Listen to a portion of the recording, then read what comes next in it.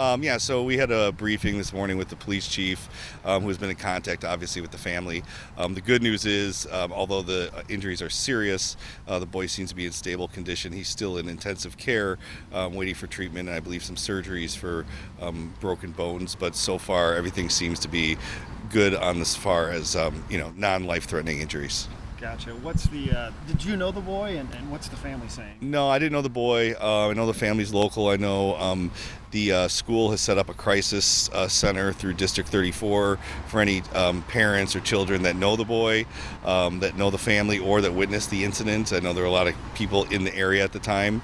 So District 34 is our local elementary school, so if people want information, they can contact them if they need any crisis counseling or to talk to anybody. Gotcha.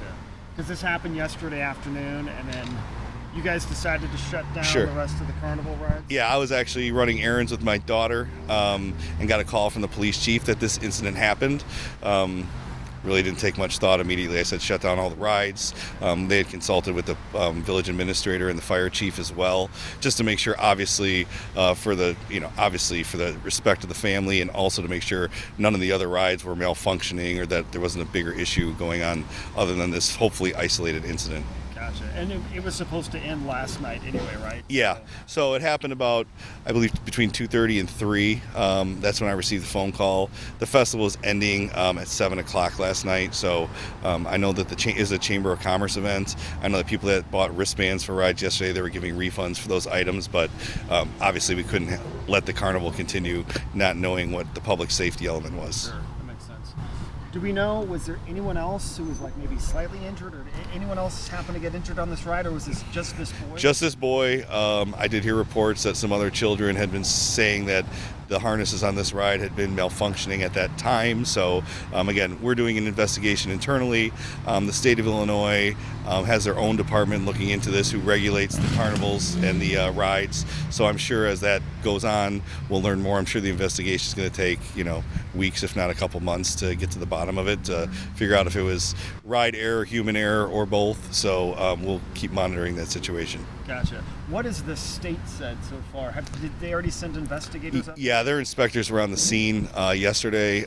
Actually, I saw them going through the rides, checking different parts of this ride in particular.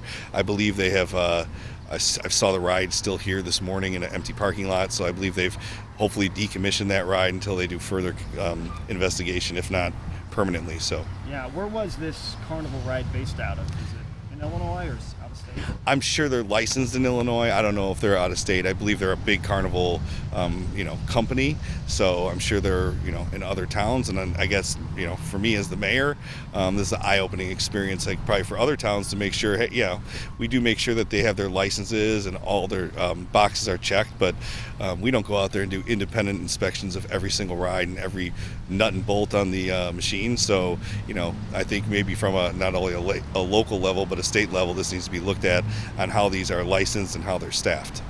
Good point. Yeah, because is this the same carnival company that comes here every year?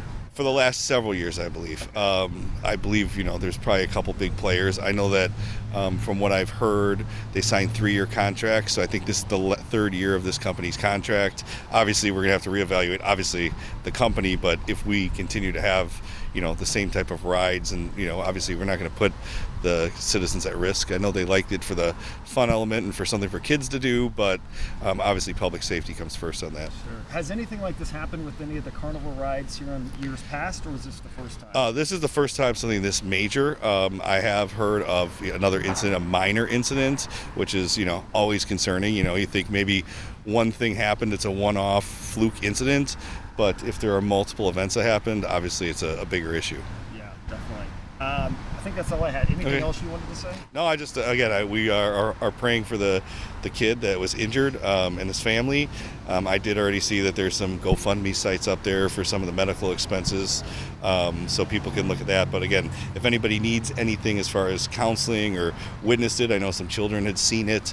The local school district did set up a crisis group with their counselors. Gotcha. And as far as you know, that those GoFundMe pages, I saw one. Are those legit? As far as you know? As far as I know, I haven't done any I've been dealing with the other stuff. I haven't done any background, but I did have some inquiries on that, whether it was legit. So I'll find out.